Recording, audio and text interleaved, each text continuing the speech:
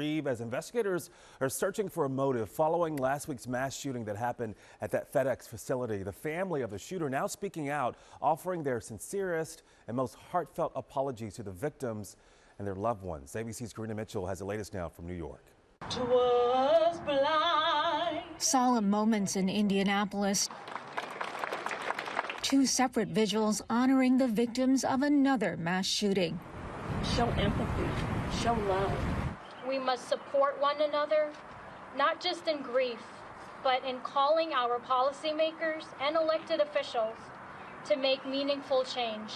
Police say 19-year-old Brandon Hull, a former FedEx employee, killed 8 people at a FedEx facility late Thursday, wounding 5 others before taking his own life. Police now say he legally bought 2 assault rifles he was seen using during the shooting. The suspect's family releasing a statement saying they're devastated at the loss of life, offering their sincerest apologies to the victims and saying they tried to get Hull the help he needed. Half of the victims are members of the local Sikh community, like 66-year-old Amarjeet Johal. I posted her picture everywhere because she's not going to be a statistic.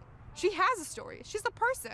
The victims' ages range from 19 to 74 years old. Among the youngest, Samaria Blackwell. She has 2 older brothers and 1 older sister, and so she was the baby. She was just exploring her options as a young 19-year-old might do, just having graduated last year, so life was certainly ahead of her. 2 other victims from the same family. It is hard because you know that you're not going to see that person again. Police are still unsure of the suspect's motive, but a spokesman for the Sikh community is pointing to the victims and fears his neighbors were directly targeted. Fear is of the unknown, and people do not know about us because of our appearance, about what we wear, and beard and turban, and that's why most of the time we are the victim of hate crime. This is the 3rd mass shooting this year in Indianapolis. Karina Mitchell, ABC News, New York.